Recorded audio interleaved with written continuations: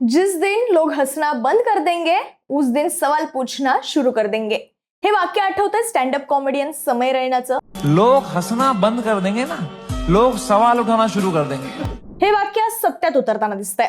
Social मीडियावर धुमाकूळ घालणारी कॉक्रोच जनता पार्टी 6 जून रोजी प्रत्यक्ष रस्त्यावर उतरणार आहे. अभिजित दिपके यांनी 6 जून रोजी दिल्लीच्या जंतर मंतर मैदानावर देशव्यापी आंदोलनाची हाक दिली आहे. पण या आंदोलनाचं कारण काय? आंदोलन सरकारला जड जाणार असं का बोललं जातंय? आणि महत्वाचं म्हणजे अभिजित दिपके यांना अटक होईल असं का म्हटलं जातंय? सगळं सांगते, व्हिडिओ शेवटपर्यंत पहा. नमस्कार, मी शीतल आणि तुम्ही पाहताय ऑड इव्हन. सीजेपीच्या आंदोलनामागचं मुख्य कारण काय आहे? तर सीजेपीचे संस्थापक अभिजित दिपके यांनी या आंदोलनाचं प्रमुख कारण सांगितलंय ते म्हणजे केंद्रीय शिक्षण मंत्री धर्मेंद्र प्रधान यांच्या राजीनाम्याची मागणी. खरं तर नीट परीक्षा पेपर फुटी, सीबीएसई आणि सीयूईटी परीक्षांमधील अभूतपूर्व अशा गोंधळांमुळे कोट्यवधी विद्यार्थ्यांमध्ये तीव्र संताप निर्माण झालाय. या सगळ्या दरम्यान अनेक विद्यार्थ्यांनी आपला जीव सुद्धा गमावला.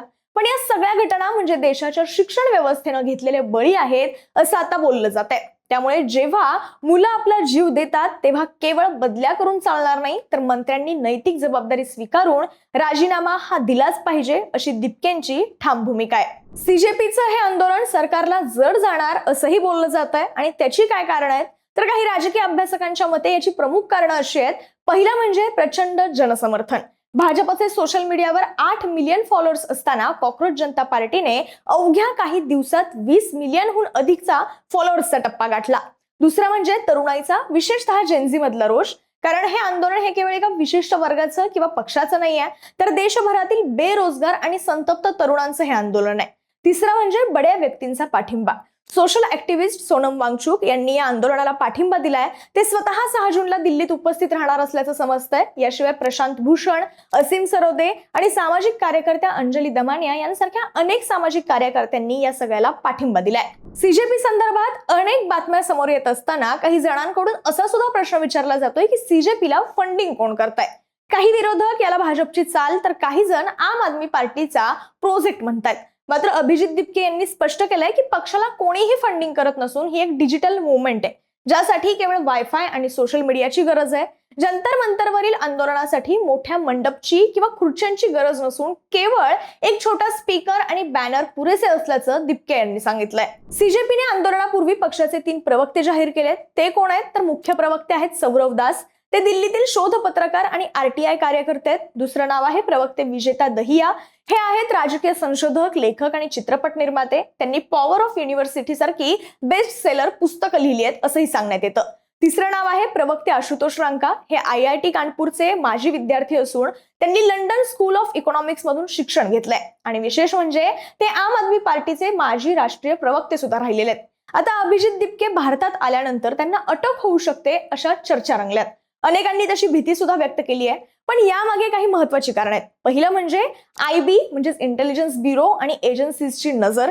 माहिती आणि प्रसारण मंत्रालयाने या सीजेपीचे मजकूर राष्ट्रीय सुरक्षेसाठी घातक असल्याचं सांगत काही दिवसांपासून कारवाई सुरू केली आहे.